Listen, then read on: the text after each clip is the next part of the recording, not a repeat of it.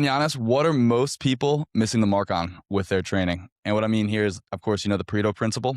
What are people focusing 80% of their energy on that's not getting anywhere close to 20% of their return? And what should they be focusing on? This is gonna kind of be an abstract answer, I think, which is maybe not what the question was designed to extract, but what I'll go with. I think people just spend in my experience, the people I work with, they spend 80% of their time thinking rather than doing. And this is like I think this is a very common issue, not just in lifting and training related stuff, but just in general. It's like whenever someone is learning something new, whenever someone is thinking about trying a new diet or, a new morning routine, there's this whole stage that people create for themselves unnecessarily, which is just this rumination stage of like, okay, so I'm thinking about doing it this way at this time in this amount, and then I'm going to do this other thing like right after. No, but should I do it before? So the same things kind of iterate in training where people have a training question. They, instead of actually just trying to apply something and observe the response from what is applied, waiting a period of time and being like, okay, this is what I observed. They ask not one, not two, not three, but 10 different people. And sometimes I actually hear about this because I'll talk to other people who these same people are in contact with, and they'll be asking the same questions over and over and over. And trust me, I've been there, I've done that. And I recognize that it comes from just like wanting everything to go well, right? It's a little bit of like this fear based, I want everything must be perfect and I must know that it will be perfect before I do it. And so I think what most people are missing is just the skill and really the attention to the skill of just trying and being okay with having no concept or at least minimal concept of what the outcome from the thing will be. And it's extraordinary to me how quickly people can get in the habit of just learning to do and do and do. And you learn so much faster that way, where you're constantly just bumping into objects and making pivots and iterations of things. And I mean, with like the content creation thing too, it's so much of it is just a matter of volume and repetition and refining through repetition. And so if there's anything that's biggest picture, like front of mind for me right now, it's that it's not that the questions themselves are bad or wrong. It's just that you have to ultimately decide at some point, hopefully earlier on than later on, you're going to actually do something with the response that you get rather than just continually thinking and waiting for the next piece of information that you think will allow you to start doing something, if that makes Yeah. sense. Yeah. You ever play chess? Um, I played when I was younger and was perpetually the loser against both of my older brothers, but beyond that, no. Okay, so that's where I'm at about. My friend just got me back into it, and I'll be playing Nice. these games, and I'm like, all right, like, I'm gonna do this like 4 moves ahead, hit it, and then I just don't see something, and someone just takes like my queen, and I'm like, "What?" Yeah. And Yeah. that's like what it is. It's like you just got to actually act instead of like playing out, ruminating on all these possible theoretical outcomes. Mhm. And trust me, like I love, or I try to have love for that intuition of people like thinking about what they're doing. Oh, great. Like you're someone who's actually trying to put some thought into the thing that you're about to put effort into. So I love the intuition.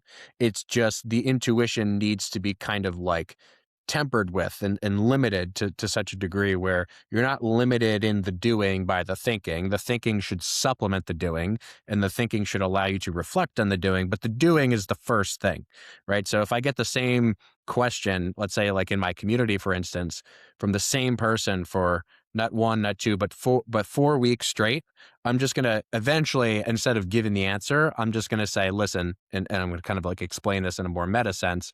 Like, let's just try and stop asking. And then let's see how that goes. Let's observe the response and go from there. And there are other things that are top of mind for me too, if you want to get into something less abstract. Um, but No, I yeah, love the abstract. Do you think that's from a lack of confidence in that they're going to get results? Because you can tinker a lot because look, we don't exactly know exactly what muscle growth is going to happen, but I know I'm pushing in that direction. Whereas they have, I've had a joke recently, like there's a lot of people here in Whistler that speak a bunch of different languages.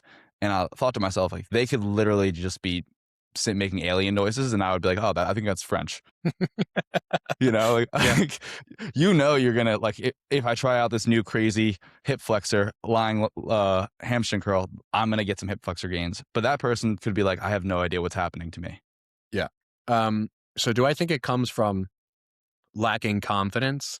I would be comfortable with that framing. Yeah, I think it's probably a lot easier to, from my position, make the claim that you need to focus more on the doing because, as I said, like I don't remember this. I don't remember vividly this time period where I was just in the thinking zone, but I definitely know that I used to do it more when my physique was less developed and when I was a lot less strong than I am now. Now it's kind of like I've just lifted for long enough and observed outcomes for long enough that it's not a big deal anymore. And so maybe it's just kind of like, you know, I don't know. Up to the complex interaction of things that make a person to decide for them whether or not they are the type of person to eventually just be the doer. Because there are some people who I've known for my entire life who are just the thinkers. And then there are other people who are just sort of naturally the doers, and everyone obviously in between. And so I don't know whether or not I can even say anything right now that would help the thinker become a doer, if that makes sense. I feel like I might just alienate the thinker even more by suggesting that they're thinking too much in the first place, right? But if this were like a client based interaction and we were talking on some kind of consultation call thing, I would probably just dig into the particular issue so much so that the person could come out the other end of it understanding how simple the next thing to do actually is. Whereas when we're talking in this more generalized way, it's kind of difficult to pick on an example and kind of talk through it, if that makes sense. Yeah. I mean, what I would say, I think, is if you are a thinker, and I would kind of put myself in that category, I'm also definitely a doer, but I like to ruminate and think probably a little bit too much. And I would say, like, find a person that you can think through with. So, like, if you love Ben's content, like, go join Ben's forum in, what is it, on, It's on school School. now. Yeah, school once and There we for go. all. Yeah. There we go. And like, because you can trust Ben, you trust the answers you said. That doesn't mean you're going to agree with everything that he says, but you can learn from him and then follow his programs. And then as you learn more and you realize Ben is full of crap, you move on to the next person. Exactly. Yeah, yeah. And guess what? You only learn that I'm full of crap when you listen to something that I say and then you do it and it goes horribly for you, you know? That's the only way that you actually would learn that I'm full of crap. Yeah. Yeah, absolutely. Hey, you've you're looking pretty thick these days. Have you experienced any like plateau? You think there we go. Whew. Any plateau in your gains? I feel like over the years you've continually seen to get bigger. Yeah, not fingers crossed, not really. And when I say not really, I think it's mostly because I've shifted in like what I've been focusing on. Like the last year or so, I've put a lot of attention and time into arms and delts and forearms. And so, but that was a kind of like under prioritized area. And so I've been Really? able to see, yes, really, at least in this on this not relative to someone who's like not training that much, obviously, but it was always kind of on the back burner. It was like, oh, 3 sets of curls after my back day. It just, and as you know, I come from powerlifting. And so it was never even really a thing then. So I have experienced a kind of inter- intermediate ish stage set of gains in those areas. But the other areas have kind of just continued to grow slowly, but steadily. And it would be nice for that to continue. And I don't know exactly what is differentiated about my circumstance, which makes the plateau just not really a thing. If I had to guess, it would mostly just be that I am fairly loose with exercise selection, and I always just think in terms of target muscle and volume of a target muscle per week. And so, regardless of where I am or what I'm doing, I'm always able to just basically standardize the most fundamental things. And I just really haven't ever had a week that I've accidentally wavered off of that. And I think that's probably a decent signal for what is I think the most important thing, which is just consistent hard work, which no one is surprised by. But I think the reason I've been able to continually grow is because I've made the structure of what I'm doing fairly squishy. Like I have slots rather than exercises, if that makes sense. I have biceps exercise rather than behind the body single arm cable curl with a lengthened profile thing. And I think that the more, advanced people become in general, that's tends to be the direction they move just because it makes pivoting and iterating a little bit easier and training generally more sustainable. Yeah. How do you feel about your training these days? Less honestly, less excited, Tyler, than I used to feel. Although that's really phase dependent. And when I say phase dependent, I could mean like, you know, a week of training was really exciting for some reason, or the last month of training was really exciting, or just the last 2 days was really exciting. But I find no consistent sort of excitement for training in the way that I used to, just from the perspective of like, I'm not amped up to go to do legs. Like today I did legs and I was just like, man, I would rather not be here, but like I always feel great when I'm done, sort of a thing. And, on certain days I feel that way, and on certain days I don't, but, overall, I think that I would become much more excited about training if I stopped training, but I'm just really not willing to do that either. So I'm kind of in this middle ground of like, modest, excitement overall on average, but just generally, like, it's something that I still love, which I think are different things. I think the excitement piece and the elation piece are different from loving the thing. It's kind of like I think of romantic relationships. You have your sort of honeymoon phase or honeymoon like sort of period of time, but then what love becomes after that point looks very different and potentially we might say more mature in some ways. Yeah. What frequency are you at? So I train 5 days a week, Monday through Friday. I have, for the last year and a half, 2 years, been heavy upper body focused. So I only have one leg day on Wednesday, which is today. And I have two arm and delt days, which are just for arms and delts, including forearms. Wow. And then I have two chest and back days. So it's basically just Monday through Friday straight. I like to be able to travel on weekends. So I leave weekends completely open. It's a nice reset for me. And then cardio, um, generally speaking, on average, probably 4 times a week, 5 times a week. Really? So you're just ripping it after the gym or in the morning? Yeah, typically. Typically after, do something like Stairmaster, incline walk, and on the occasion, I run now. Been doing some running. But I've kept that volume quite low so that it remains enjoyable and not painful. Nice.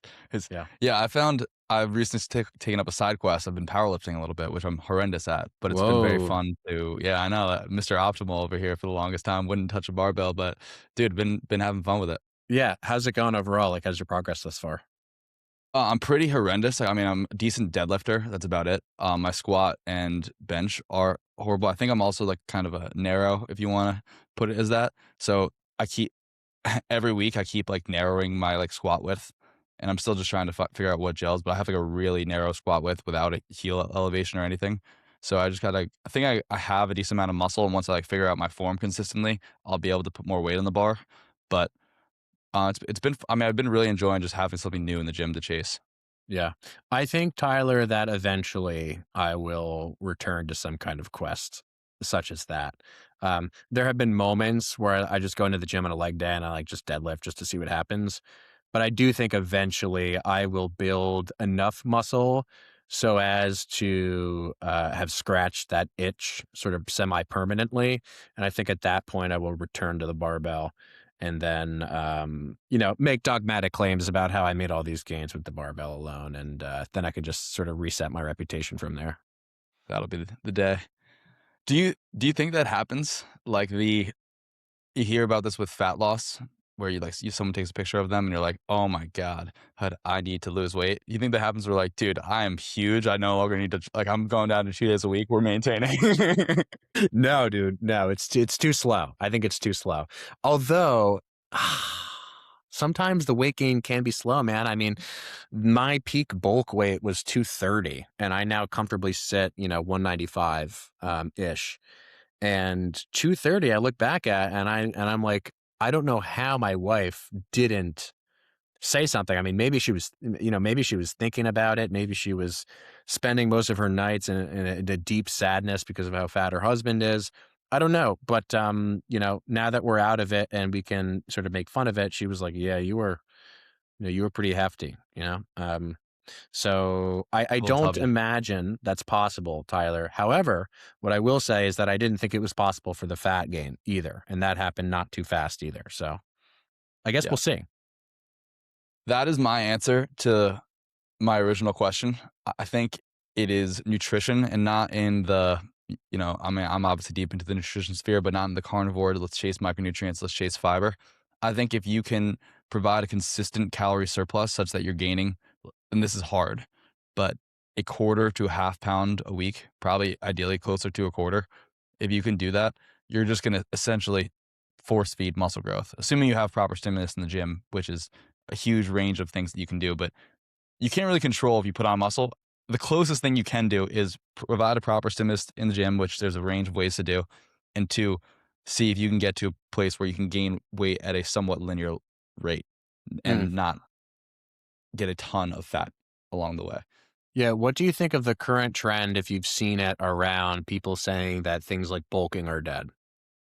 I definitely said that at one point, and I think I mean I think you can definitely gain muscle without bulking, but if you want to gain 10 pounds of muscle and you don't want to bulk, if you have 15 years, probably. Yeah. Yeah, yeah. I do think it's funny, to our point earlier, a lot of the people that I'm hearing say something like just basically main gain or whatever we wanna call it. These are people who built their muscle doing this kind of spirit bulk thing. Much like the people who kind of built all Spirit of their bulk. yeah, I yeah, love that. the spirit bulk is what it's called. Um, Much like the people who are saying now that, like, low volume is the solution to, like, everything, which is just another one of these, like, pendulum swinging things. Those are people often, very often, who, built their size doing 10, 15, 20 sets per muscle per week. And now that they've built up this whole frame, they can look back with whatever colored glasses they're putting on for this particular issue and saying, "Oh no, trust me, you don't need that much volume. I did way too much volume." Well, it's like you got the result though. Like, how many people are getting that result? Not on the spectrum of things, not that many. So I just think we tend to look back, kind of like we were talking about pre-recording, on particular things, and we remember them differently because we're remembering versions of that thing that were maybe that thing, but maybe not. Um, and I think it's easy to convince ourselves today that what we did was one thing or what we did was unnecessary. When in reality, like I do think getting results long term in the gym, that's a rare thing. It's not a common thing. And I think most of the people who get those results like to look back and say they could have done something differently, but to me, just definitionally, that doesn't make very much sense. It's like, well, how do you know that? So that's kind of where I stand on that. But I agree with what you're saying as well. Yeah, no, I say that all the time because you can't really, I mean, you can somewhat experiment with yourself with lifting, and this is where I think it's so hard. Because if I eat, if I go on a Pop Tart diet, I can pretty easily see how I feel on a Pop Tart diet. But if I make a change in lifting, whether it's, let's say, I double my volume or halve my volume, I'm still gonna have like zoomed out a long enough trajectory of like it's pretty linear, like a very slow rate of gains. And it's hard to see if that intervention worked or not because if I double my volume tomorrow, I'm still gonna end up probably pretty close to if I hadn't doubled my volume. Mm. Yeah, obviously, depending on where you are and what your starting point is and what exercises consist of. I was thinking about like what my answer to your question would be in terms of like how you were kind of saying that your version of it was the nutrition thing. I was kind of doubling back on what like a more concrete answer of mine would be. And mine would definitely, and this is going to reflect like each of our biases. Mine would definitely be exercise quality, but like quality exists as an umbrella term that has things like, everything from tempo to range of motion to resistance profile to stability to specificity of loading to muscle length. There are a million things under the bucket of exercise quality. And I think a lot of people tend to focus on things that they can see numerically, like sets and reps and slightly more abstract concepts like RPE or RIR. and they tend to focus on those things because it's easier to focus on those things. But I just look at people who are like, you ever see someone who's just locked in, like all their exercises, super locked in, like super good technique across everything they're doing, training at or close to failure on every single thing they do. I just don't see those people stalling. I really don't. Of course, they're also doing the things that you mentioned, right? Which is, I think, the pairing of these two things is like what people at their sort of peaks do and pay attention to. But that would be my version of your answer, which is basically the same thing mirrored just in terms of, broadly speaking, quality or technique, whatever we want to call it. Yeah. How big of a difference do you think it makes to go you're gonna hate this, an an S tier to a B tier exercise? God. I just said that to throw you out. Let's get concrete, okay? Yeah, Let's use Milo Wolf's tier list on quads. That's the infamous one. I think he put leg extension in C tier, and that's crazy. I think he put uh it wasn't a pistol squat. He put pistol squat, I think, in A tier or B tier. So he put pistol squat above leg extension for quads. That's crazy. Yeah, which is hilarious, obviously. So if we're looking at a tier list like that, well, if you swap the C tier for the B tier, you'll probably get better results in that case. But if we're thinking in terms of like, if we step away from that semi-satirical framing there, I think it's difficult to discern the difference between an exercise that is optimal for a particular muscle and slightly suboptimal for a particular muscle when you're just looking at gross outcome. So it's obviously the case that bodybuilders forever have been doing things that people are now calling suboptimal, right? Like people are now calling just normal dumbbell curls, standing dumbbell curls, suboptimal. I understand where they're coming from. Listen, if you can easily put your arm against something and do a dumbbell curl versus not do that, we could make a very straightforward physics-based argument to suggest the one that has the brace is probably more specific to loading elbow flexion, right? Because you're just minimizing load elsewhere, right? But if you took that one set of that one exercise and you stretched it out over a very, very long period of time, I don't necessarily think if we effort equate that the results for your biceps are different, but I think that the results for other things along the way can be different. And I think that that can impact the ultimate outcome. Okay, so let me just maybe clarify what that would mean in a more precise way. So let's say someone is doing barbell curls, number one, which in my experience as a coach are infamous for not feeling great on people's elbows compared to something like, we'll just pick dumbbell curl or cable curl or machine curl, preacher curl, let's say. Those two things, if taken in a vacuum, I think could yield very similar hypertrophy outcomes. But if you just look at that one outcome in isolation and you're not looking at something, let's say, like presence of elbow pain or wrist discomfort and how that actually impacts your subsequent ability to train hard with sufficient volume and sufficient effort, right, over time, well, then you're missing this humongous factor that will obviously play a role in your progress long term. By just sort of focusing on, okay, what will the size outcome be? So I think my answer to, I don't even remember what the question was, but like my answer would be yes and no, in that if we took this sort of theoretical thing in a vacuum, sure, the size outcome could be the same, but I think that's not typically how things play out, because I think in real life, what happens is people do exercises that are, let's say, loading a lot of other joints and maybe connective tissues in ways that are not comfortable for them. And they end up abandoning those exercises over time, or abandoning training an entire muscle group for a month, 2 months, 3 months, or hurting themselves, or their elbows bother them all the time. Right? These kinds of things actually are the things that have an impact. So that's where I'll stop it there. But if I could sort of just rewind to the original tier list thing, I would say that everyone is going to have like a hyper specific tier list of their own. And there may be someone listening who just absolutely adores barbell curls and hates dumbbell curls. And I think that that person should be comfortable saying, this is my tier list, and this is what leads to the sustainable thing long term. There is no tier list, so to speak. So I don't know Yeah. if that was too jumbled or if that was confusing, but you let me know. No, that was great. I think along the same lines, like, I think with the tier list, it's super interesting.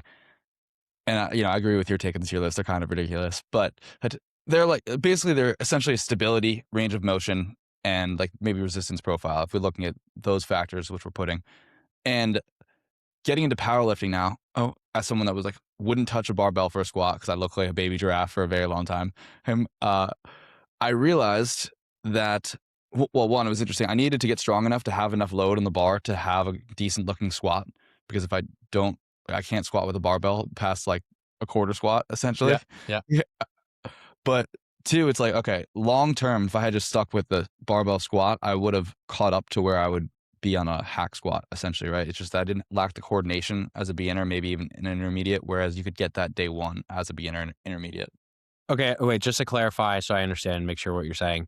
You're basically saying the runway for like achieving an adequate stimulus may have been longer for the back squat as compared to the barbell squat, but if we stretch it out, or sorry, yeah, as compared to the Exactly. hack squat, but if we stretch it out long enough, okay, yeah, makes sense. Yeah, Yeah, thank you. yeah, Yeah, so it's like the tiers are very important, probably for more important for a beginner. Like, cause you can't mess up a preacher. You can kind of mess up preacher curl, but it's harder to mess up or like your elbows jam behind something bicep curl. Well, you can kind of mess up a dumbbell curl. Not it's kind of hard, but a barbell squat, so much freedom there that you can really mess that up. Hack squat, leg press, kind of impossible to mess up. yeah, yeah. And hey, you'd be surprised, like training, like Gen Pop, the listener, I think would be surprised as well. Like uh, the the myriad ways in which things that appear unfuck upable become very fuck upable, uh, and so even in the context where you are constraining someone even more, I do find that people find ways that I'm still learning to screw the thing up, and really ultimately, obviously, that's on me as a coach, and we make those corrections when we need to. But I do agree. I think the tier list concept, also to your point, the tier list concept is really almost only appealing to beginners as well. Like, and I don't just mean in the physical sense that you just well described. I mean in the conceptual sense of like advanced lifters that I have talked to hear the tier list concept and just kind of roll their eyes, right? Because they're like, this is not the way that like reality works, right? The thing for them that may start as S tier through the end of a prep phase may end up in C tier, right? Because of something like what we just described with pain. So it's just this constant flux, this constant change. And beginners, I think, by definition, and to your point, need to kind of see it more black and white so that they can create some semblance of like a map of whatever the hell that they're looking at. Whereas the advanced person just has such a great understanding of what they're doing and maybe why they're doing it, that the concept of black and white just kind of starts to seem a bit silly. But unfortunately is something that kind of poisons the intermediate people, because the intermediate people are kind of in that middle phase where it's Yeah. like, I can see the point here, but I'm not so sure about me. It's like this weird trade-off spot. So I would say that I communicate most with the intermediate people. And so that's what I am often talking about with people. It's the midwit meme. Sure, sure, sure. Yeah, Yeah. yeah, yeah. I, you ever heard of Thomas Sowell? Oh, of course. I Yeah, just finished his book finally. He has this great quote at the end of it. The study of history is a powerful antidote to contemporary arrogance. It is humbling to discover how many of our glib assumptions, which seem to us novel and plausible, have been tested before, not once, but many times, and in innumerable guises, and discovered to be, at great human cost, wholly false. yeah, yeah. The first thing I thought of for whatever reason was like the current stability trend, where it's like, when I really got into playing around with the stability stuff and I became obsessed with it, there would be there would be many occasions on which I would like do something that I thought was totally unique and cool, and then I see a video that's like, you know, 480p from like 1970 of a bodybuilder doing it, however many years ago that is now. Um, And it's a little bit different from what the quote is implying, but my immediate assumption, or what I try to remember now, is anytime that I think that I have something figured out, number one, I try to assume, okay, someone has probably already figured this out better, more accurately, better articulated, whatever collection of words there. And also, it's probably such that there's some element of it that will invariably change based upon how my environment changes and how the conditions around what I'm doing changes. So this is why I use the word flux, of like the only sort of constant thing is the flux of all these different things. And if you can't accept that and you're stuck in this black and white mindset, it's very, very, very, very difficult to move in any direction, really. Yeah. Well, it's like that's kind of the whole issue and that's what you brought to mind because people make zero sum arguments for I don't know what the opposite of zero sum is, but like there's an infinite amount of factors that Yeah. play into it. Yeah. Yeah. And it also just kind of seems for someone maybe who hasn't kind of lived in that realm for a while, saying something like, it's complex and multivariate, right? It just kind of sounds like nonsense. It's like, okay, what variables are there and how might those change? Well, even when we talk about them, it's still difficult to understand if you've not been exposed to the variables. So yeah, it's difficult to deal with this problem of like information overload, which is really, in my estimation, more so a problem of like s- discernment skill, if that makes sense. Um, so what I mean is like, yes, there's a shit ton of information online. There's lots of disagreement about lots of things, but ultimately, because of that, like because we have to accept that's the case. It's going to be the case as long as the eye can see, right? The only thing that we can do is develop our own ability to sift through information and to figure out what is more or less accurate. And so I think we typically and conveniently place the blame on, oh, information overload over there, rather than being like, how about I develop some kind of set of understanding of these things so I have some ability to kind of see where I'm going with that. Yeah, Um, absolutely. but it's much harder, of course, than just say, oh, there's too much information. Yeah.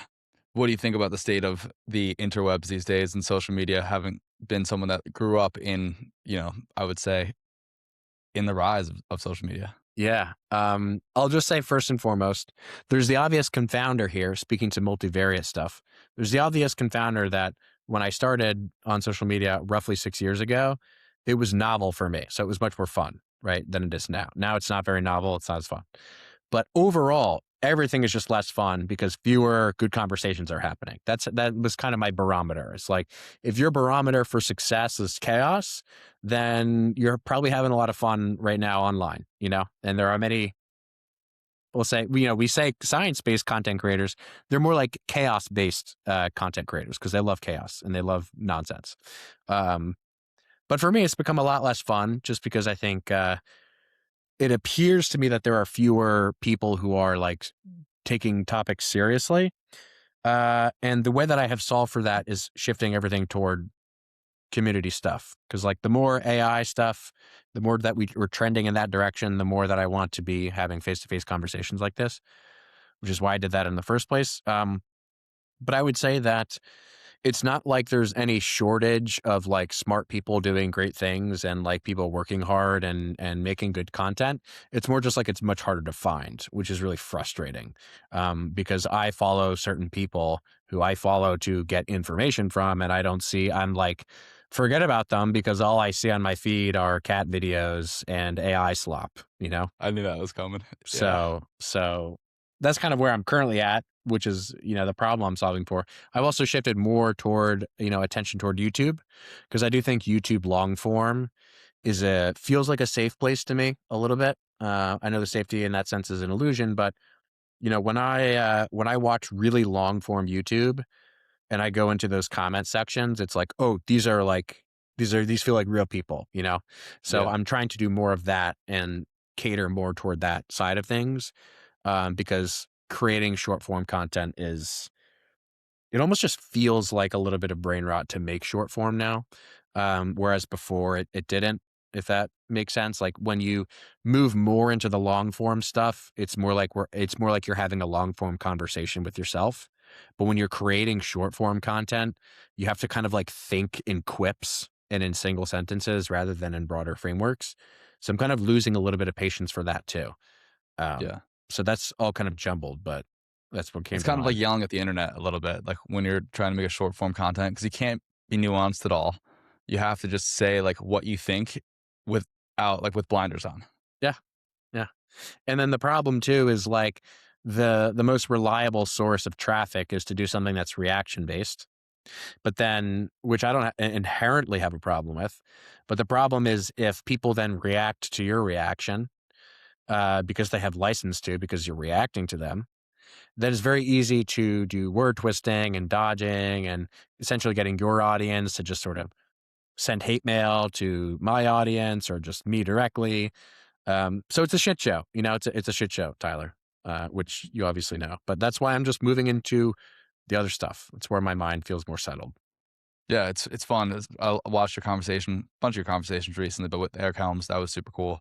And dude, I mean, having conversations like this, like I'm sitting here, I'm like, this is fun. I'm enjoying myself. Like we Yeah. get to pick each other's brains, like hear each other out, and you don't really. All you do in the internet is at the most get really riled up when TNF or someone reacts to your content and is like, and I have no beef with him or anything or anyone, but like you're like, oh well, blah blah blah, and then you're just going back and forth in circles. Yeah. None of it's real, man. None of it's real. It just feels like performance. And I'm with you there. So, um, it just wherever I'm finding humanity. And I think, Tyler, on a hopeful note, I do think people feel that.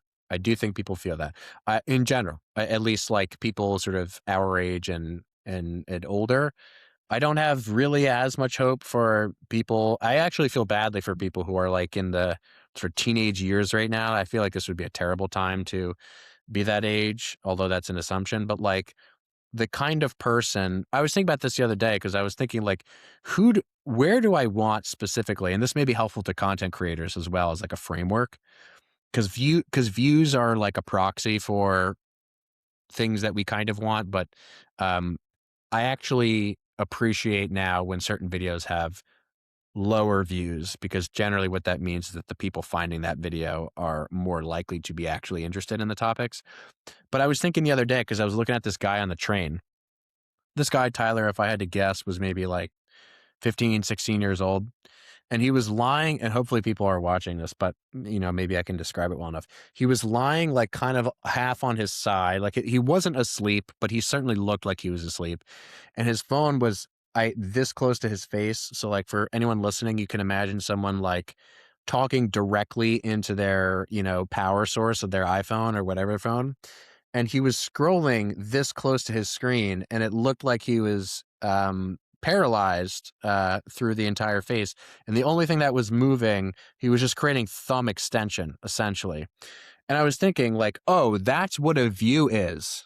That's a view right there. The thing that I'm looking at right now, that's a view, right? So do I want that view, or do I want the view that's like someone gets home, they've had a long day of work, they sit down, they open their laptop, they see a video from me. Oh, I'm going to full screen that thing right now. Maybe I'll even project it to my TV, right?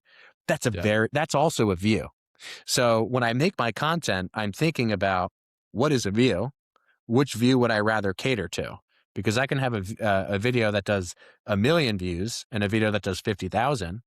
And the thing that does 50,000 is, tenfold more impact in terms of people actually finding my work valuable and getting value from me. So I think that's a helpful frame for anyone who also creates things because we see a view as a view, but a view is not a view. yeah. What kind of content gets you fired up to produce these days? Really fucking long stuff, man. Like I made a video on leg press that was like 90 minutes for YouTube. It definitely could have been longer, but really just tackling a subject that feels really big. Like leg press, because it's just when someone says, "How should I leg press?" I'm like, "Holy shit!" There's like we could talk about leg press alone for you know an hour, um, 90 minutes. 90 minutes precisely, yeah. And so that's what gets me fired up is like figuring out how to. work through that big question and funnel it into something that is absorbable easily, I guess. Yeah.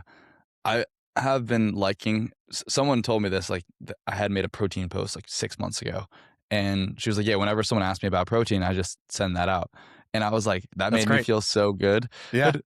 And that's when I was like, "Dude, that's what I wanna make." I wanna make content that isn't off the algorithm a week from now. Like, what is gonna stand the test of time, and what am I gonna actually it feels good to make content that I put a lot of thought into. Yeah. And I agree. And I continually have to tell myself the same story I told you about the viewer because it sucks when you put something out and then relative to your own sort of average view count, comment, whatever. Because I'll see other creators doing certain numbers that I'm like, how the fuck are this many people possibly interested in this thing that this person just posted? Um, I just have to constantly remind myself of what I just said to you, because it is not a good feeling to put so much effort into something for it to be received by uh, a lot fewer people than you know would receive something that took me 8 seconds to make. In comparison. Um, and the thing is too, the danger of the short form is when you make the short form and you put it out, and the short form takes you, you know, either not very long or it was just like it's this boring fucking thing that you just have to like record basically, and that thing does get rewarded in terms of all of those stats. Nothing actually really sinks in that case. Like you can have the reward in that case, and the reward just feels vacuous. It just goes right over you because there was no connection to the thing in the first place, if that makes sense. Yeah. Yeah, you get, like, the dopamine high, but you don't actually, like it just goes right over your Yeah, it's head. just empty. It's just empty. There's no impact of that thing to your point. It's like the evergreen nature of things is really what is most impactful to me. Yeah. Is the leg press video the most proud thing you've made recently? What puts a smile on your face when you look back at your content last few months? Yeah, that one's definitely up there. I made one on oh, I made one on a single arm lat pull down. I just basically wanted to see how many things I could say about that exercise, and I think that I capped it sooner than maybe I should have. But that one is 50 minutes, so it's 50 minutes about one exercise, one variation of one possible movement. Um, and some people comment, and this is great. Some people will say, dude, 50 minutes for this? Or like someone said on the leg press thing, like, I don't have time to watch this. And I'm like, well, you had time to make that comment, so that's a little bit weird. But it's nice to see other people who are actually people coming in and being like, hey, dude, what's the point of making that comment? Right. Because when you make that real content and then the real people come out of their caves, the real people can make real people comments in response to bot like comments, if that makes sense. So, Yeah.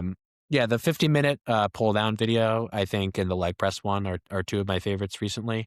Um, yeah, and just talking about, I just like I said, I like talking, and I like which my wife knows all too well, and I like to figure out what I'm thinking, and that whole process is really fun because the most exciting thing for me is when I'm having a conversation or I'm making a video and I say something that I didn't know that I understood, if that makes sense.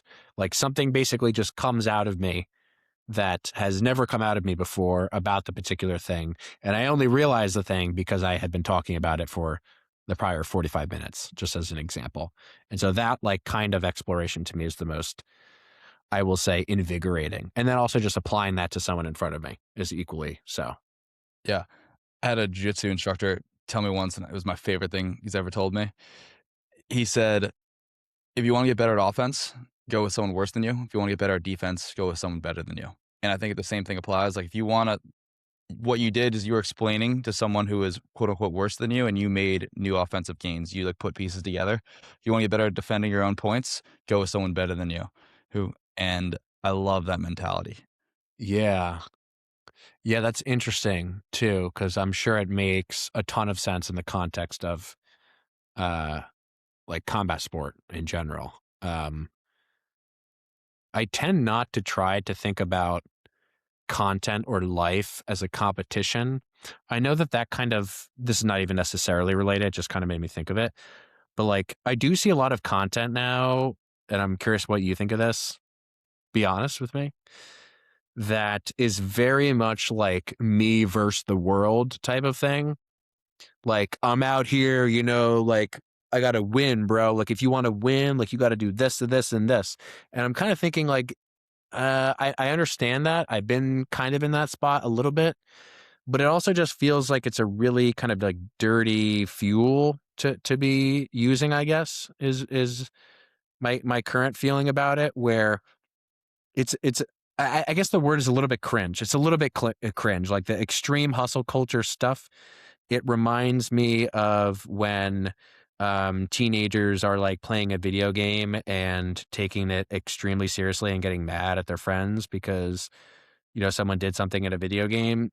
I get a little bit of that kind of a vibe from it, and I feel like I used that kind of fuel for a while until I found that it was just no longer sustainable, if that makes sense. And I wonder if you have had any similar experiences, or am I just totally off base with that?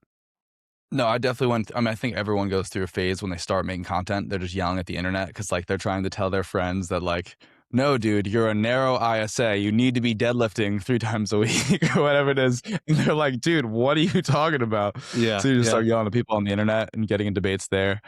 But, yeah, I mean, I went through a phase it's actually funny, like, I started my own business, lost my job, and business going well, but I went through a year where, like, I had no security, didn't really have a following on Instagram, still don't really have a huge following anywhere, but working on that, staying consistent. But, like, just grinded my butt off, like, complete hustle culture mentality, like, I'm not going outside for the most part. Obviously, at some point, I was like, "Alright, I need to leave and, like, go get some play some basketball or something because 'cause I'm gonna lose my mind." And then I started making money, kind of caught up, which was very lucky, and I've never been more miserable because I had all this Hell yeah, time. dude. Hell yeah. Yeah.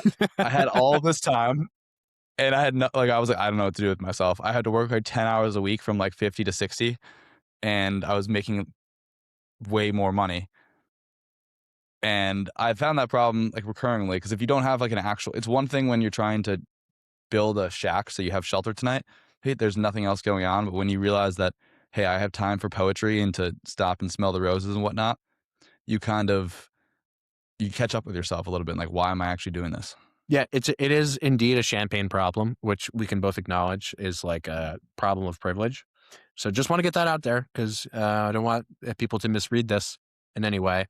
Um, but I totally think that those types of recognitions, like the fact that you are even aware of the fact that that happened, is so it's that's what differentiates people, I think, who continue to grow and people who don't, which is just the recognition that there is some kind of problem that needs solving, right? Because, like, you could imagine an alternative world wherein there's a Tyler who does not recognize that you are miserable. And so the way that you solve for the misery is just harder and harder and more and more. And then you're 40 and you have all these things around you, right? And yet it's just like it's the quintessential celebrity story, right? Of sorts.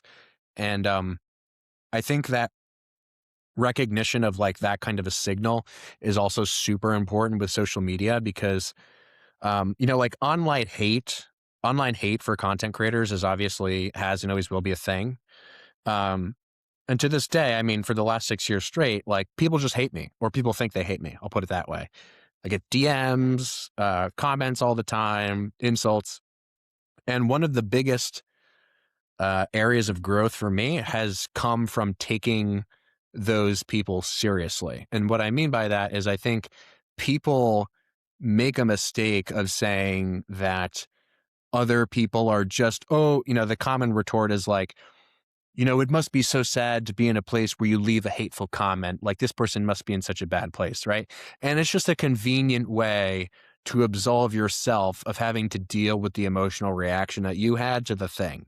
So when someone says, Ben, what what reason do you have to talk about lifting? Look how small you are, right? And I get like, ooh, there's like a, it's because I feel small, right? Like obviously it's staring at me right in the face. So I look for the truth in every piece of hate mail that I receive, and I take it seriously.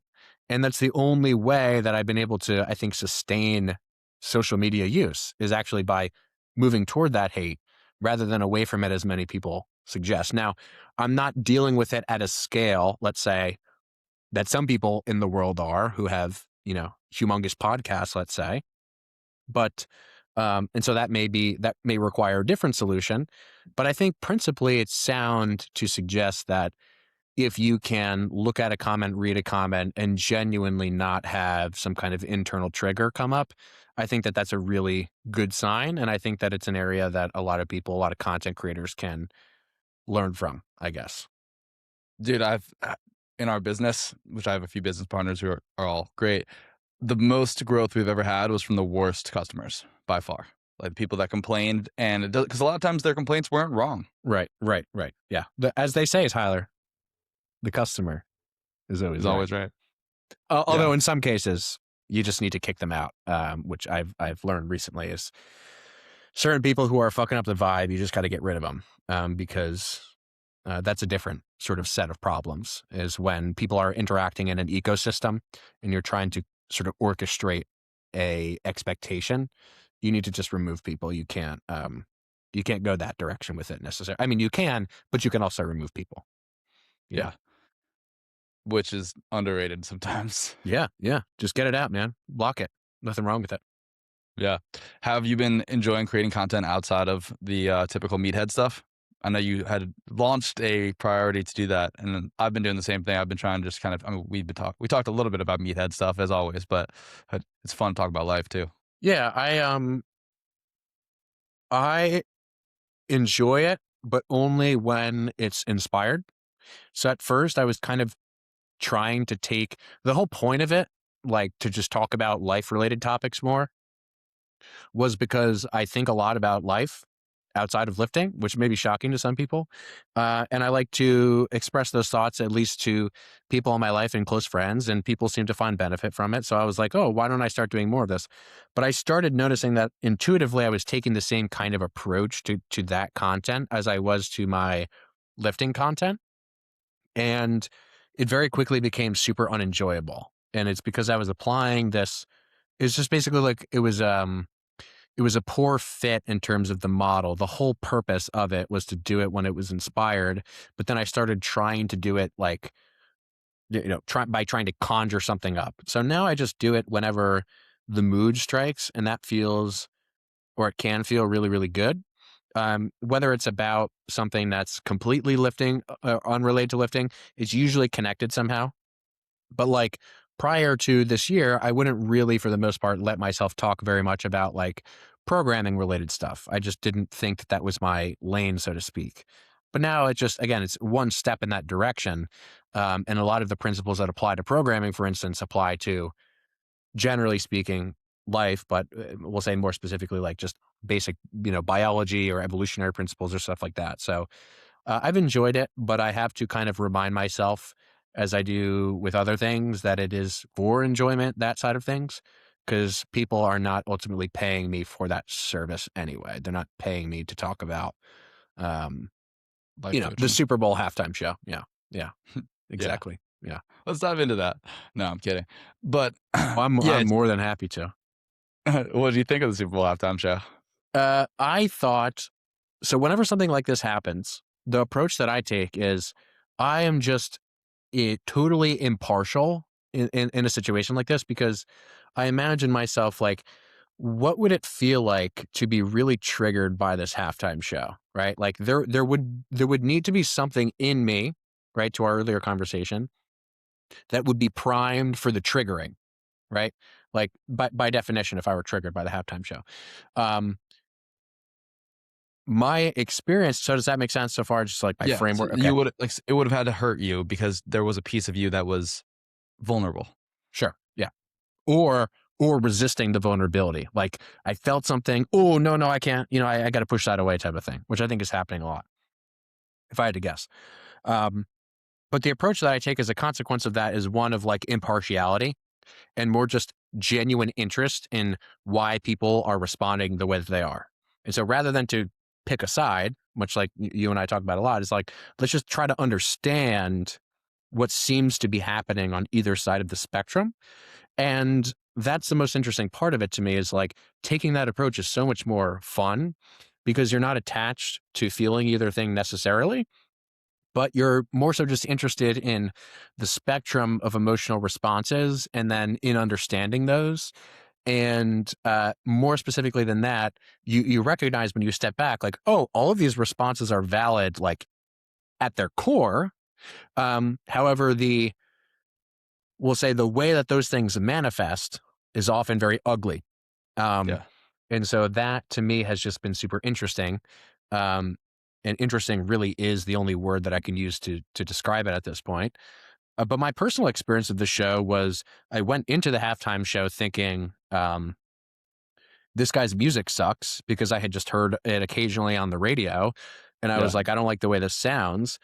But then when I saw him do it live and I felt, the energy of the performance and the vibe of like, what would it be like to be in those shoes or one of those people? I was like, holy shit, this is super exciting. And I think the way that he did it was actually a really great balance of making the point that he was clearly seemed to be wanting to make, but also sort of being respectful of, like, I don't know if you saw the whole thing, I assume because we're talking about Yeah. it, you did, but like he's holding a football, right? It's like he's in some sense he's saying, listen, I'm holding this football and I'm going to perform this Gronk spike, at the end of this um, performance. He's giving credence, in my opinion, to what this whole thing is ultimately about, this unifying thing, but he's still making these points that he wants to make. And so I thought that the way that he went about it was intelligent and calculated and careful.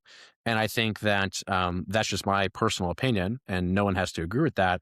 But beyond that, I think those are the two sort of directions I took with it, which is like, what is my personal response? And then can I push that to the side for a second and just try to understand the spectrum of emotions that are being felt here? And I think that just ends up being a lot more fun for me. And that's kind of how I make a lot of my decisions now is like, what will be fun for me? Yeah. I have a really good friend who is a front runner on every sport, but he gets away with it because like he's hilarious and he's just like very like, oh, I'm a Seahawks fan now. Like I was joking with him, I wouldn't have been surprised if he showed up with a Seahawks jersey at the Super Bowl party. He and that's kind of like just play the. He's like, dude, you have way more fun when even if you were rooting for the other team the whole time, if you just decide after the fact that you actually wanted the Seahawks to win, you enjoy it more. And I was Yeah. like, Yeah. yeah, that's actually so true. Yeah, good for you that you can just be in non-attachment there. Or maybe a version of it could be attachment to the fun, a desire to like not to want to have the bad experience, which is another thing. But yeah, I think people's responses are just frankly interesting, and I find that interesting on its own. Yeah. Yeah, I thought it was, this kind of goes into content creation. I thought it's just like poor taste, in my opinion, for the NFL, who's just like to not give something to their client base. Mm, And I like you can take it whatever you want. If the NFL is technically they're an organization where it's like there should be expanding, but the people that are sitting on the couch and have indents by the end of the day, which is most of the NFL fans, which I don't really fall into, but I know a lot of like they probably would Bad Bunny probably would have been the bottom of their list of people to go in. And I think that's kind of like, if you had completely pivoted into making lifestyle content and talking about your hair all day, which is very luscious, you'd probably have a lot of angry fans. yeah, yeah, and I think that that should have been the expectation, and maybe it was right because everyone's talking about it now. Yeah. You know, it's like regardless of what they do, they know that they're core football fans. They're going to watch the game. They already have that audience captured. Um, and so pulling the whatever 100 odd million people that watch that halftime show or more, it's like, from a business perspective, I see that angle, and I Yeah. also say that the other angle. Yeah. Which is also funny too, because it's like, they're like, all right, we're going to make our fan base really angry. So they throw a big fit on this, and this becomes very scandalous. And our fan base is out now working on drawing us more attention. Yeah. Yeah. That's super fun. I will push back a little bit on the hustle bros culture. Because dude, I think so many people today are just straight up dissatisfied with their life. I think Chris Williamson, and who I know you're always a fan of, is has talked about how people are like stuck between the rock and the hard place, so to speak, where Mm, like they don't hate their life enough to move and change it, but so they just keep staying the whole thing. And look, I don't think most people should be in the Hormozy, and we kind of just saw Hormozy. If you watched his podcast with Tim Robbins, mhm, mhm, mhm, he's kind of realized like he's pretty miserable, and maybe I can do this in a non-miserable way. mhm. So I think it's cool to be in the hustle bro culture as long as you probably don't try to be like, I forget what the guy that was super popular a few years ago, the bald dude that was everyone hated and got banned off of all Andrew of the Tate? social. Yeah, Andrew Andrew Tate? Tate. Yeah, yeah. As long as you're not 40-year-old Andrew Tate as like a player, like it's probably a good phase to go through. It's probably, and that's a kind of a doer mentality rather than the thinker mentality. No, no, I totally, yeah, I actually don't, receive that as pushback. I receive that as just more nuance, because I agree with that. I do think that I am in a position where I am kind of doing the thing that I said that other people do as it relates to, like, volume or bulking, where it's like, So you're doubling your volume, you're saying? sure, Or sure. Well, it's more like, the analogy would be something like, I used to do 20 sets for everything per week, and I saw great growth from that, and now I see, oh, that was unnecessary. Well, it's like, okay, that got me the result, right? My sort of hustle mentality phase that I was through, there are still elements of that that are there, right? I look back on that and I think to myself, ooh, that like negative motivation, that wasn't necessary, but it's what worked. So can I really look at it and be like, no, people shouldn't do that? No, absolutely, absolutely not. It's more just like, I don't think it is necessary from the perspective of the extreme and the sustained extreme of it. But I think that whether or not people recognize that is totally a matter of too many things that I can't account for and that people themselves can't account for. Like, what differentiates me from the person who maybe didn't pull themselves out of that? I don't know.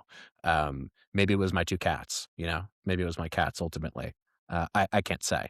But I definitely think that, like all of the strategies, it's just, if you take the evolutionary approach, it's just what are you doing to survive and thrive potentially, and and how long does that strategy work until it starts to work against you? As soon as it starts to really work against you, I think that's when things need to be inspected more closely. But I definitely think that the dirty fuel is sometimes the only fuel that people often really have, and I yeah, think they should use it if they can. yeah, use whatever fuel you have available. Yeah, yeah. Um, but I certainly am not of the opinion that people need to do that, because I know people who haven't, and it's just obvious that not everyone needs to do that. And Yeah, some people conversely definitely need more of it, to your point. So, time and place.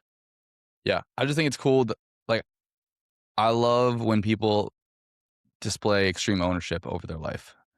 Like, there's a famous Thomas Sowell quote, "There's no solutions, only trade-offs," and when I was doing those 10 hours a week, I had basically locked in for like 2 days and just would do check-ins, and it was not the most fun 2 days of the week. But I'm like, "Oh, well, dude, the rest of my life is pretty great." Hey, so Mhm, I can't complain about this trade-off that I'm making to be able to live remote and go snowboard a few days a week and do all these things. Like, I could complain about it, but it doesn't help me. So I refuse to not accept the trade-offs if I'm going to accept them. I'm not gonna accept the trade-offs and then complain about them, and I'm going to not accept the trade-offs, and I'm gonna do something about it. mhm, mhm. Yeah, and I think that, regardless of where people currently are, it's useful just to recognize that there's nothing that you need to do necessarily. You can always just be like, I'm doing this now and maybe it'll change later. And that's like a beautiful thing to recognize, if that makes sense. And there's my cat's tail right now. Yeah, Um, that's good. so yeah, the one thing I was going to ask you is like, is there anything like industry specific, lifting specific that in the last few months you have been particularly attached to, or kind of have you remained, we'll say, more offline in that respect? I think the Dr. Mike drama was a little bit interesting. It's so funny because in the interim between when I finished and when you answered, that was the first thing that came to my head too. Yeah. I'm never someone to comment on those things, and I think, I mean, I think the whole situation, I hate the tabloid stuff. which Mm, is like, what everyone that got involved with that did. Now, I don't think Dr. Mike acted very well on his own behalf in this regard, heard clearly. But to me, I don't I didn't ask for your degree before we hopped in this podcast. And that's why I actually like to hear I actually enjoy your opinion on the Super Bowl and like your takes because I have seen how you logically progress as a thinker in biomechanics. And I like to take oh, how does this apply to other mm, realms? And I've learned a lot from Dr. Mike and when he talks about actually he's the reason I read Basic Economics by Thomas Sowell. My mm, dad had also recommended it to me 1,000 times, but it yeah. wasn't until Dr. Mike was like, this is one of the books that changed my life the most. And so his PhD was a little bit flawed.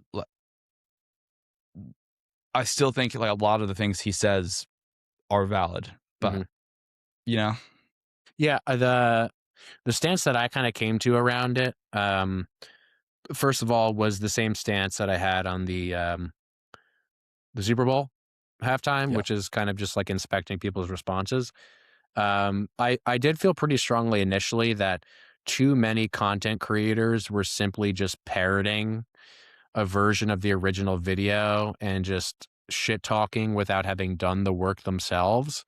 And that was kind of like my major point, which is, um, if I haven't done the work myself to really inspect something, I don't feel like I have opened the door I haven't given myself permission, or I don't give myself permission to talk about something.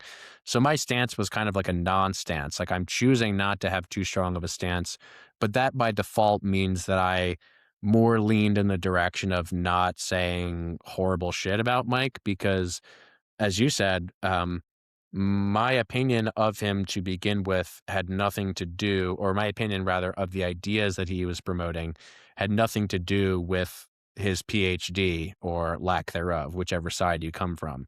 And so if someone was incredibly swayed by the video that was coming out, that came out, what that told me was there wasn't a particularly strong reason for investing in him in the first place. Like if your opinion on someone is so fragile in terms of the information that you've amalgamated about that person's ideas that it can be swayed by a single person's video, which you yourself have not even confirmed the information of. I'm not saying it's right or wrong, then to me it's like, okay, well, your opinion on that thing was not that serious to begin with. If a single person's take on the ideas was enough to completely flip your opinion on the person, if that kind of makes sense. So the before and after my opinion of what Dr. Mike has to say about hammer curls, that was all those things remained unchanged to me. It was more just interesting to see how many people hopped onto that bandwagon and attempted to sort of use it to create more of a platform for themselves, that I felt and feel deserves a necessary pushback. Because I just don't like, unless the dogpiling is really justified based on the specific thing that is being talked about, I just don't think that it really makes that much sense. And I think that it reveals a lot about the way that people critically think or don't more than it does really anything about Mike or the PhD or whatever specifics that we could comment on in that sort of situation. yeah. I think it's so interesting because not necessarily this Dr. Mike. I think Mr. Mike is really funny. I will say that part, but Sure. it, uh, I think it's really interesting, dude. The internet is so unforgiving, and you can either pretend it didn't happen and not cancel yourself, or if you apologize, you get canceled. And I the internet is also such a place of growth. How much have you grown as a content creator, as someone that's absorbed a lot of information? And it's interesting because I think fundamentally one of the ways you grow is by making mistakes, Mhm. and they're at odds with each other on the internet. Yeah, yeah. And that's why I think cultivating or attempting to cultivate like an honest audience is the most important thing. Because if you cultivate an honest audience and the way that you can't control other people and you can't control who is or isn't in your audience, but the way that you behave online, I think generally is reflected in the way that your audience thinks and responds. Right? The type of people that you attract are a reflection of the content that you make. So if something bad is said about me, for example, if someone does a hit piece on Benyanis, that's 90 minutes long or 2 hours long or 3 hours long, there will be thousands of people who just in my audience just don't care because I think that certain people have enough exposure to me and hearing me talk that something like that is essentially irrelevant. Um, sure, maybe it will call into question certain things about like my integrity, let's say, but I wouldn't imagine that my core audience would really give a fuck about that, right? Because what they give a fuck is the thing that I have been for the last 6 years putting my time and effort and education into. Um, so I do think that the overall response was a bit of a reflection of the kind of content that Mike has turned toward. And I think that like what goes around comes around in that regard. But I still think it remains the case that his audience is just big enough to where that was bound to happen regardless. And that's just kind of what I was saying earlier about scale is you just end up with millions of people who are kind of in your audience, but are also not really for you. They're for what you maybe represent. And so the minute that what you are doing is we'll say poo-pooed, people have no loyalty, no sort of allegiance to you as a person, as a creator. They have allegiance to these certain ideas that maybe you represent through your content. And so I think that that was the most interesting part about that. And I think that what I'm trying to do is just appeal to the person who's like almost completely disinterested in that kind of a thing, at least at Yeah. that level. Yeah. Well, it's interesting because I think Dr. Mike, like, I'm sure he wasn't the person that's like, let's plaster exercise science PhD on every YouTube thumbnail. It was probably the YouTube thumbnail guy that's like, this works. Mhm. And he's like, sure, I'll sign off on that. But that clearly became such a almost character flaw in this state, right? Yeah, it's like it's the PhD. I think the reason to that point, the reason that it was such a big deal is because of how long really is because of how much seeming intentionality went into that branding. If it were never, "Hey, folks, Dr. Mike here," if that weren't the case for 1,000 out of 1,000 videos, I don't people would be like, "What?" Like, I didn't care about his credentials to begin with, right? But, like, that's the appeal of it to begin with, and so when the appeal starts to kinda crumble, then, as does the viewership, as do the subscribers. But, he's clearly not stopped making content, and although it seems to have affected overall their trajectory, I don't really think it has affected much of the directionality, but I could be wrong about that, I don't know. Yeah. The other thing that I have gotten into a little bit, this is kind of my take on the high versus low volume sphere. And I've done both in the recent past. So I went from like super high volume, like, what was I doing? I was doing like somewhere between, I can't even remember. I may have been doing 6 days a week in the gym and just like superset after superset, like nonstop moving. You take like 30-second rests, you catch your breath. I was in pretty good cardiovascular shape and then just going to the next one. It's just as much as I could jam pack into an hour set wise as possible, like 4 sets, 2 exercises per muscle group sort of thing, hitting I call it like half full body where I'm Mhm, just hitting like various body parts per day. mhm, And I found that to be by the end of it, like just utterly miserable. I'm like, this just is not fun. mhm, And but what I also realized switching to like more of the, Paul Carter approach right now, low volume, Mike Mentzer, 2 sets to failure, is that a lot of people add volume at the sacrifice of intensity. So they're mhm, not going as close to failure.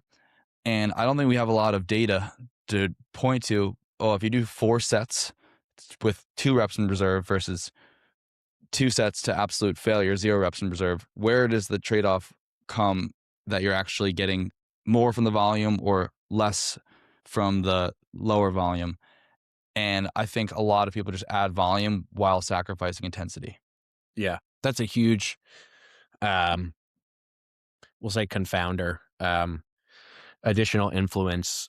I mean, it kind of is echoed in what we were talking about the tier list stuff and the trade-offs, which is a lot of times people just don't recognize the other variables that are shifting when they change the only thing they think they're changing.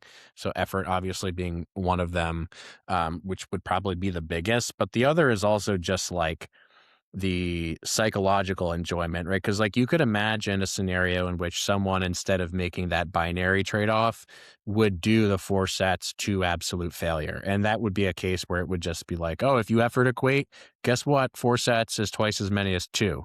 Um, and I do think that we see that reflected in the volume research we currently have, which is like, oh, you provide more stimulus, you get more of a stimulus to adapt to in return, as long as you can sustain that. I just think that what tends to happen is what you said, but much more likely, I think that is I think that is possible. But I think what tends to happen more often with like intermediate advanced people is they tend to just get hurt. Like they just tend to just not be able to sustain it from like a joint perspective, if we'll say that, a tendon perspective, when, you know, their muscles and even their progression maybe is fine. I do think that over long enough stretches of time, just too much is just too much. Um, and so that's why I have erred also on the side of like lower mid volumes. But it's interesting because some people look at my training and say, "Oh, you're doing high volume," and then other people look at my training and say, "Oh, you're doing low volume." And I'm kind of at a point where I'm just like, I'm not going to characterize generally what I'm doing. I'm just doing what I'm doing, and I'm not gonna call it anything.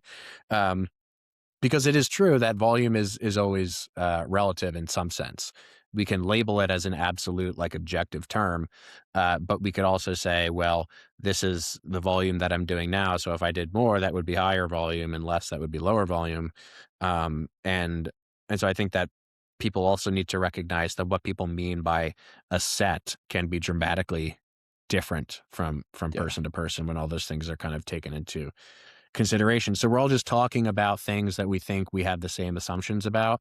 Um, and we're all just talking about these things that we think are standardized, but are really just not at all. Yeah.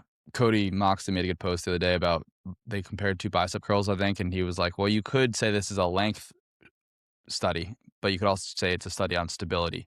Mm, And the reason the preacher curl or whatever it was, or the incline curl exceeded despite it being less of a stretch was that it was more stable. And yeah, I completely agree there. The point at which I fall through with the low volume stuff, which I'm obviously an advocate for right now, like I've just been finding it easier for the hypertrophy, like 2 sets, take your rest between, make sure you're really trained to failure, like you have nowhere else to be. He yep, tends to be good. yep. But I don't believe there's this physiological switch that you'll hear some people talk about where it's like, okay, light bulb, muscle stimulus there, and it's not like more volume to some point yields more stimulus. It's just like a okay, now build muscle. How much muscle? Hmm. Hmm.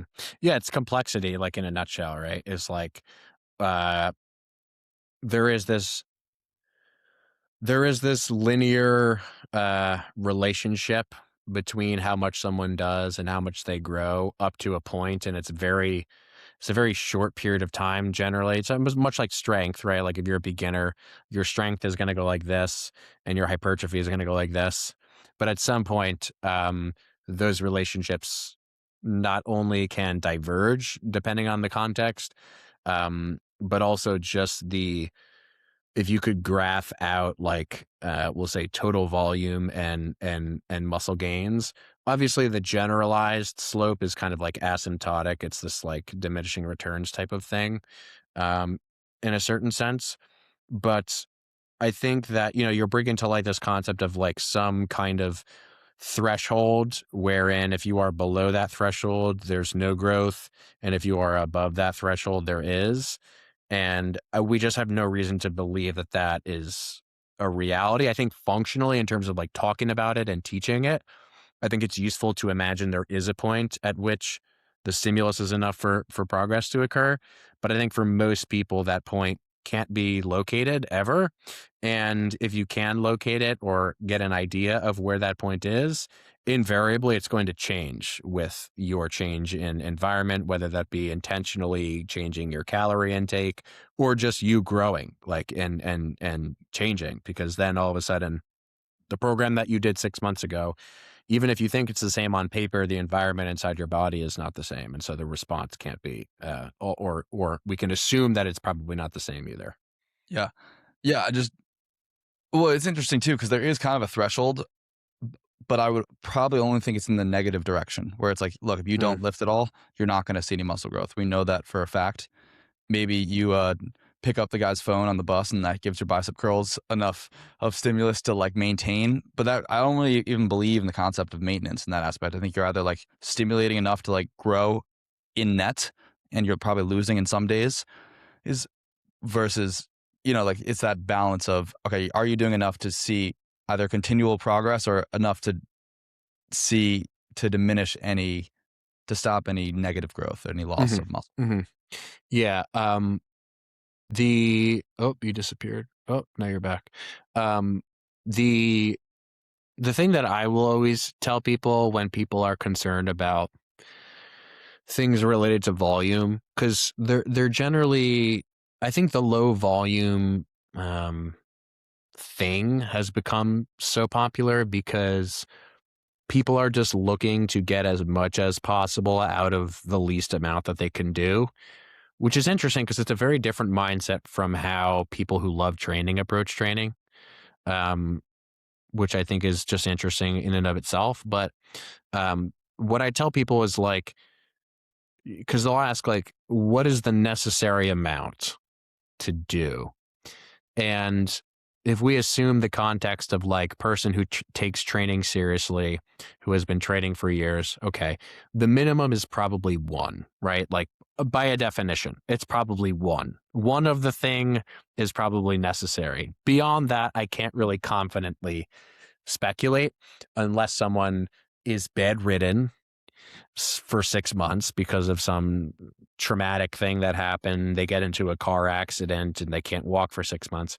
Okay, well, then at that point, like standing up out of the bed could yield a hypertrophic stimulus, right? Extending their knee off of the edge of the bed could yield a hypertrophic stimulus, which represents this kind of spectrum concept that we're talking about. And that's very not sticky and very not palatable. And so it's not a conversation that's really happening, but it's always just like, okay, where are you? And what have you done? Let's start there. Because I think a lot of people want to talk in the theoretical, when in reality, what they're really trying to do is they're trying to figure out where am I right now? Because people generally who are asking this question, they have some amount of stuff that they've done and are doing and are adapted to. So that's always where, if the listener at this point hasn't fallen asleep to this, um, this is where I'm thinking like you just need to kind of figure out where are you right now, and then go from there. Because otherwise, you're just going to be stuck in this constant loop of asking questions and never doing anything because you haven't tracked anything. Much like with nutrition, it's like, okay, well, you're not losing weight. Okay, well, how much are you eating? Let's figure that out first, and then let's go Yeah. from there. And so that's always Yeah. my starting point with people. What do you think of like the argument for just do compound lifts forever? Because it did work for a subset of people, right? Well, if we don't want to get stuck in the pedantry of like what is a compound lift, because I if I'm having, well, let's do it because it's this is more like we're having a conversation now. Um I generally stay away from using compound in isolation, although if I'm having like a conversation with someone who's not really like in the know, I will use those terms. But really what I'm concerned about is like, and really what people are asking when they talk about compound versus isolation is like how local and isolated does a stimulus need to be, right? Yeah. Because like I can do a barbell press in a way that is effectively like very isolated to my chest, or I could do a barbell press in a way that is very quote unquote compound as it relates to maybe a combination of chest and triceps and so on and so forth. So I like to think more in terms of like how precisely am I hitting this target versus how precisely am I hitting multiple? I don't know if precise would be the word, but I think you get what I'm saying. As long as someone can manage that relationship, I think everything works. I think the problem with the compound approach, if we'll call it that, is that people just have a very difficult time knowing what is actually stimulated and what is not. And that makes it very difficult for people to actually get a sense of like what is actually happening with their program. Because if I only do bench press, let's say, just in a theoretical example, and I never do triceps extensions, what am I calling a set of bench press for triceps, right? Like, am I ever getting close to failure in my triceps? Um, am I ever getting close to failure in my chest? Maybe I'm doing a thing where I'm essentially escaping the bottom portion and I'm just making it like a triceps partial by just bouncing the load off my chest. Um, so I just find that it can be done, but it can really only be done in circumstances where people really develop like a really in tuned skill set. Like they're very in tune with their body. They know what is actually stimulated and what isn't. Because outside of that, it's just like people could be doing something for triceps. They could be doing for something for chest. Maybe they're doing both, but it's kind of half-assed for both. It's just difficult to actually get a grip on what the fuck someone is doing in those circumstances, especially if you can't see the thing that they're doing. Because someone could say bench press, and I look at it, I'm like, "Well, I don't know what I would call that, but it's not a bench press type of thing." So I think that that's the biggest problem is that it leads to a kind of imprecision that makes it difficult to standardize and then iterate on something. Whereas I think with this sort of more isolated approach where people are thinking in terms of specific muscles, not even necessarily specific divisions of specific muscles, but just like thinking in terms of chest and thinking in terms of triceps, I think that generally, and I think I see this play out in the population I'm most in conversation with, I see it play out just better with the sort of isolated approach, if I'll use that term, compared to the compound approach. Not because one is inherently better on like an intrinsic level, but just because one is a lot more easily assessed, more specifically, and one is more easily managed in terms of people knowing what they're actually doing. If that kind of makes sense. Do you think that ends up being similar to what we talked about before with like the beginners versus like at the start, you're going to hypertrophy essentially everything when you do bench press. One, because you just can't do it consistently. So some days it's a tricep exercise, some days it's a chest exercise. Sure. But as like the really advanced people are probably going to need to add something outside of a bench press or do the bench press in a specific way to make it more triceps or make it more chest. Yeah, yeah, that's a good comparison. I think at some point people might arrive at that point, but I do find that, to the same point that I just made about tracking things, people tend to just get hurt sooner than that tends to happen, where it's not necessarily because of the exercise, it's just because of the dosing that results from the exercise selection. So, like, um, you see this a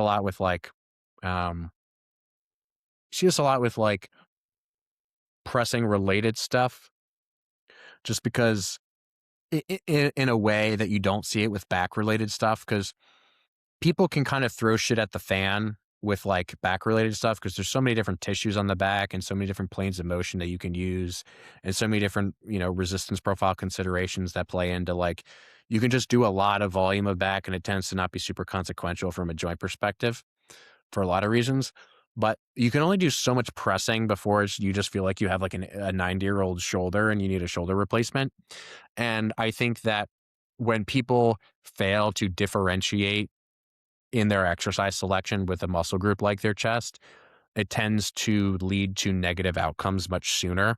And so you see like a lot of bodybuilders, for example, doing like decline bench press barbell to flat bench barbell to incline press barbell. And yeah, maybe those are doing slightly different things, maybe not even because of how someone is setting up in the first place, but you just see a lot of like repeated stressors start to build up because of how limited the differentiation is with compound stuff.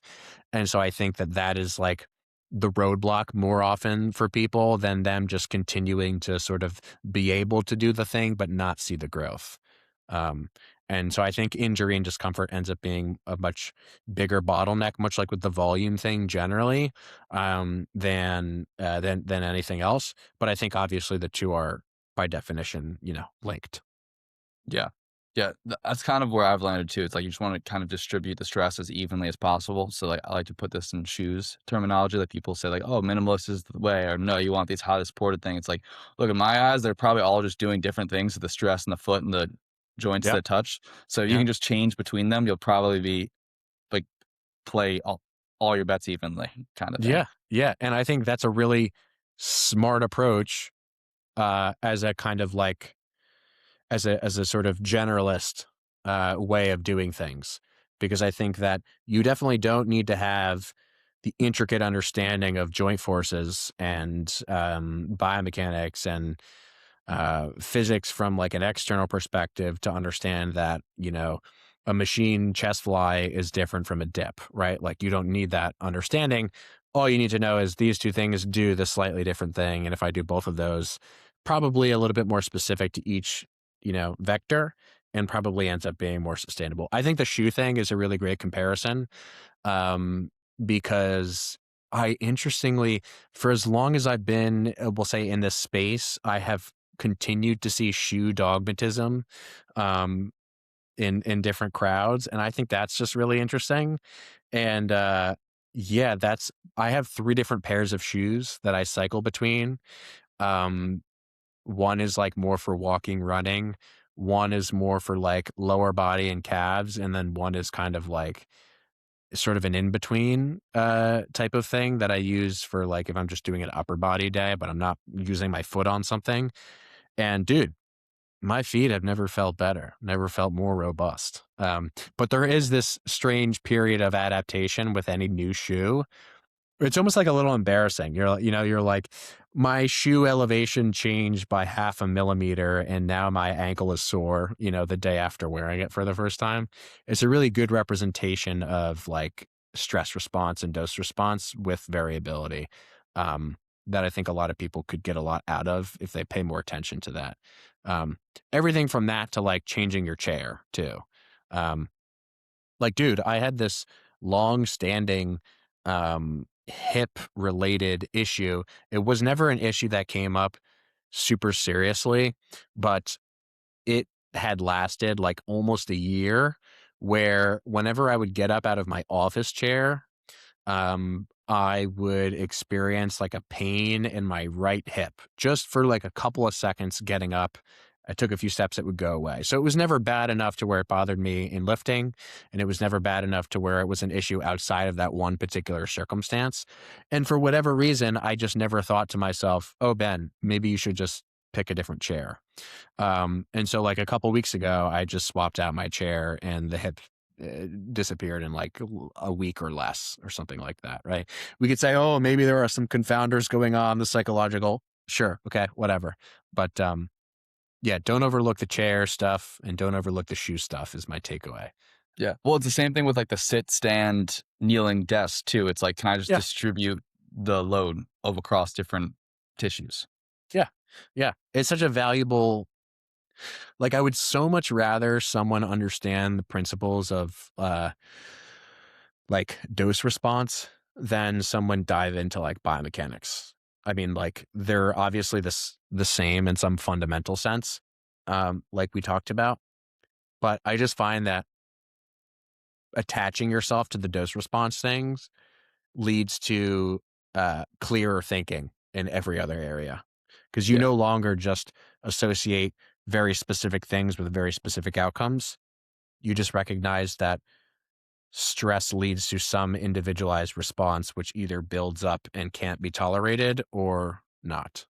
Um, and I think that everything from a chair to a bench press to a shoe to a pull up is all of that is the same to me. Biomechanics doesn't translate as well across different fields. No. What do you think about regional hypertrophy and how much weight are you putting into that, if at all? Pretty much zero weight, at least practically speaking. Like regional from the perspective of, like incline versus decline press. That's not even regional in my opinion. That's just like it's too obvious of a difference to me. Like these different portions of the pec, almost in my head, are like not even shouldn't even be called the same thing. Where When you're would you draw talking, that line? in terms of what? In terms of So, like, I would agree, but so I think, with the triceps, the medial long head, lateral head, you get like, "Oh, that's a little bit closer." What would be the line where you put it into regional hypertrophy? mm, I would call it regional hypertrophy when we're talking about the same tissue, but different regions of the same tissue. So, for example, like distal and proximal semitendinosis or distal and proximal short head of biceps. Um, short and long head of biceps, like we don't have data to support that those things can grow in a differentiated way, although some theory makes sense. Like some of the stuff that Cass is doing makes sense in theory to me. But I think a muscle like the biceps is unlikely to actually experience any kind of meaningful difference in growth that would show up in a human being distal to proximal. But I do think that if someone only ran the experiment of doing incline presses, I think they would see a dramatic difference in their upper chest versus the rest of their chest. But of course, that never actually happens. That never actually happens. People say, "Oh, I only did this thing for this long and this happened." When maybe what they're calling an incline press is really not set up like an incline at all. But it seemed like you were about to just say something. So I want to hear what you had to Yeah. say. No, I kind of disagree with you a little bit there. I think if we gave the bench press example, you'd probably see a lot more medial tricep growth. I don't think you would see as much of the long or the short head. Mm. head.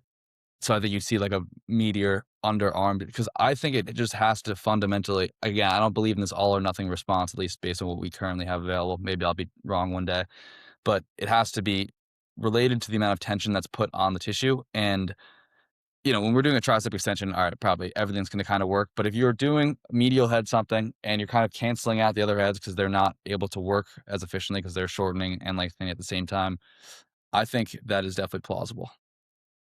I think plausible given a very particular technique and not others. So this is Yes. where, um, for example, let's say that we did something like a really pressy like cable extensiony type thing where we're really emphasizing like the upper arm motion in addition to the forearm motion. I think if you make that profile, this is going to be really inaccessible to any listeners, but like if you were to make a profile such that that load direction was right over top of your shoulder, right?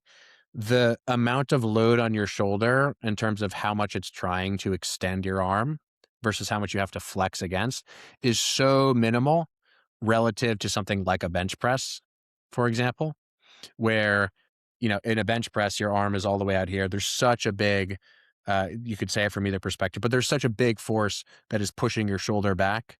Whereas something that's more like pressy, we look at those two things categorically as similar, but the torque demands on your shoulder in either case are very, very different.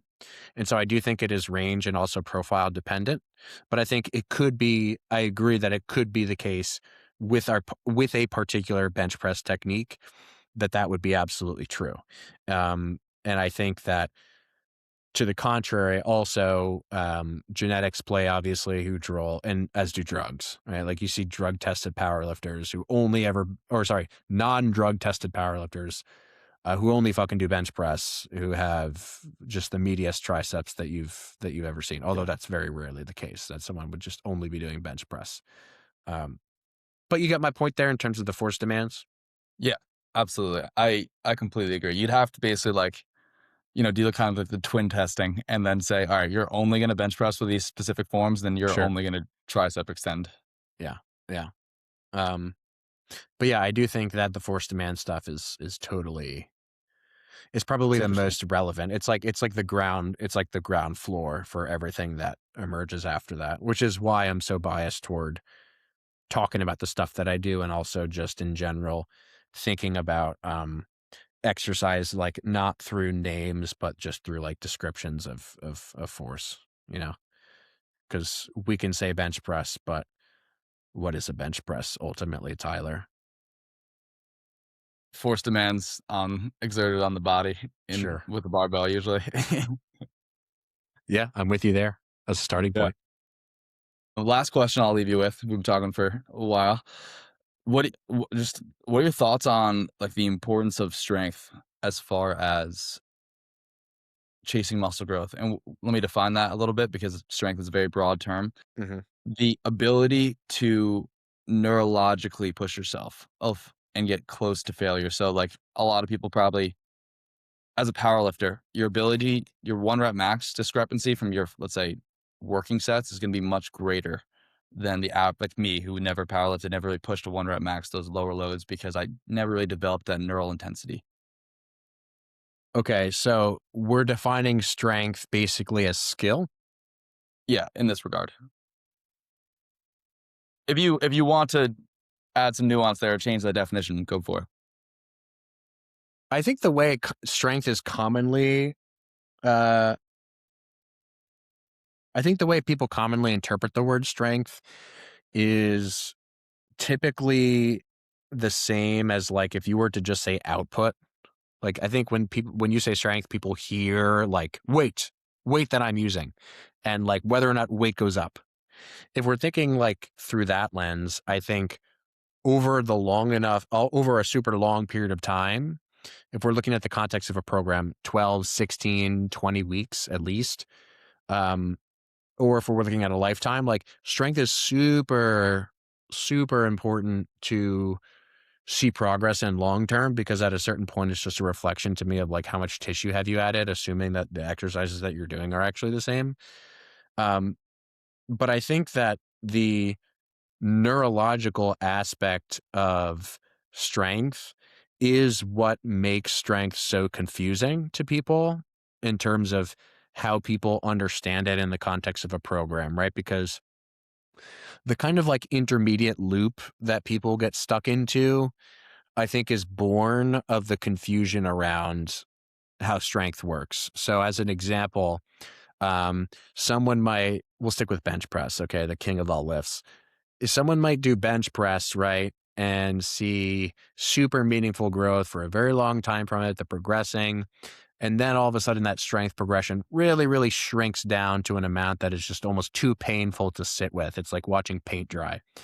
That is typically the point, right? Once the neuro aspect of things have been tapped out, that is typically the point at which people will move away from that exercise. And to me, that's kind of like the point at which things really begin. And that's the point at which strength becomes a much more direct proxy for progress. So I think that what people end up doing when they see that slowing of external output progression diminish is they jump to the next thing. Okay, maybe it's not bench press. Maybe I'll use a different grip. Even something as subtle as a different grip. It could literally be moving from a pronated to then this, a supinated grip on the bar, or a pronated grip to maybe you find some other bar that's neutral. All of a sudden, you've just completely wiped the slate clean, right? If one element of, even if you fucking move your grip like an inch inward or outward, Tyler, to me that's now is new skill, right? I'm playing a new instrument of sorts. Okay, maybe it's like acoustic to electric guitar, maybe it's not like acoustic guitar to like saxophone quite, but people do make that kind of subtle jump, assuming that then the neurological adaptations they see are the things that will correspond to the growth, and then they just get stuck like in perpetuity doing that across all their different exercises. And so I think we need to be very careful about how seriously we take the strength as a proxy for growth thing until we have gotten to that point. Like, I say to my I don't know how this is related, but when like in movies, you know how like couples are depicted in movies, like when couples get into an argument in a movie, let's say this is a lower quality movie, what happens is there's some big conflict, right? And then all of a sudden, the couple has the conversation they've just been needing to have this whole time. And like the apology, they say, sorry. Oh man, I'm so sorry I did that. Like, I love you so much, right? The movie depicts that as the end of the conversation. Like, we're good now. And I'm sitting here like in a real relationship, but sorry is like, that's the starting point. Okay, we've apologized. Now we're ready to talk? So I see it the same way, Tyler, in a very like indirect analogy where once the neuroadaptations have become paint drying, then that's the point at which I start to say, okay, this is a really important metric to track. But until we get to that point, and a lot of people don't even get to that point because they just perpetually avoid it, then I'm hesitant to really take it too seriously. Um, so when you said like the neuro aspect of it, was that what you were referring to in terms of that description? So I completely agree with everything you said there. I'm more so referring to the Cass has like a module about this in his course where it's like let's chase the very heavy. So like you are kind of priming your nervous system to build like really push and lift those heavier loads over time. So chasing the neurological skill for the aspect of itself, hope that it will help you with more muscle growth in the future. Create more tension in the future, I should say. So I will say theoretically, uh, I haven't looked into this domain of knowledge enough to make a confident claim. I'll start with that. I will follow that by saying, in theory, based on what I feel comfortable explaining and understanding, that makes sense as a theory. However, what I think ends up happening is much like all the other things we talked about, the practical nature of that kind of approach, if sustained, is typically, I will say, not very good from the standpoint of why is it, for instance, that we see the biggest people on the planet, why do we see them lean in the direction of lower rep stuff? It's generally because they're too strong for their own good, if I had to put it simply. Um, they're filling the entire sleeve on the chest press or the leg press, and because they're doing sets of 6 to 8, and that feels good for a while until it doesn't, until their knee suddenly hurts walking upstairs and their hip feels like shit getting out of bed. And so I think from a practical perspective, I can see the validity of it. It's kind of like the way I look at it is almost like you're just doing a more challenging version of the skill so that you essentially cap out your ability to produce the skill. And so you can carry that, let's say, into later phases where you maybe lean higher rep or something like that. But I think how it works out in real life is I think people do the heavy thing for a little while and just feel like garbage doing that and eventually lean back into higher rep ranges, number one. Or if we don't take the binary, typically the way that I find that works out well for me, because I do use sets that are on the lower end of the spectrum, 5, 6 reps. But I typically will pair that with higher rep work because if I do too much of that, I tend to find negative consequences doing that. Not to mention just the fact that, practically speaking, there are some exercises that really do not lend themselves well to lower rep stuff, right? Like dumbbell lateral raises are a good example.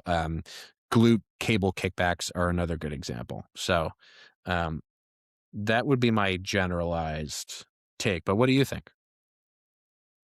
Well, I'm honestly kind of wondering about that Yeah. because I have skipped on that for so long, like not doing any of like the singles, doubles, or triples. And I'm like, I'm like, dude, I'm way smaller than I should be. I should be bigger. So then when there's something like this pops up and crosses my plate in terms of powerlifting, I'm like, this was the missing piece. This is, and I'm still in that very Always. immature mindset. Yeah. Yeah. So I think that learning how to push from a psychological aspect. I remember I met Eugene Teo. I went to like some talk we had or he was hosting at Warhorse Barbell in Pennsylvania. I don't know if Yeah, you yeah. ever. Yeah, yeah. Yeah. And I kept asking him to put me on the hack squat because I just wanted to see like if I was training to failure, like what a set training to failure felt like to verify like in my head like this is the amount of pain it should be. Didn't end up happening, but like that is kind of my thought process. Like, am I actually being a little weenie all the time? How much of a difference that makes, I don't know.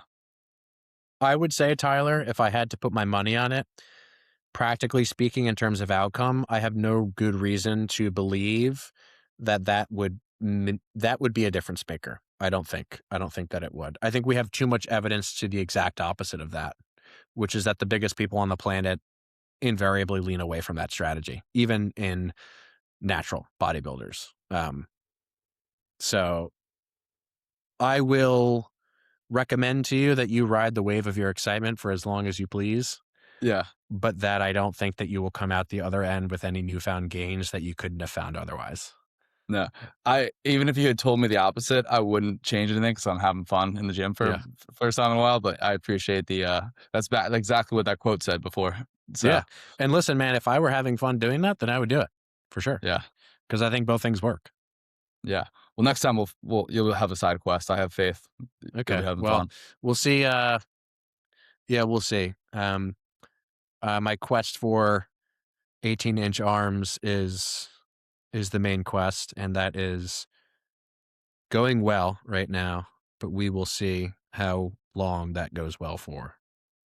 Sounds good. Anything else you got coming out that everyone should pay attention to?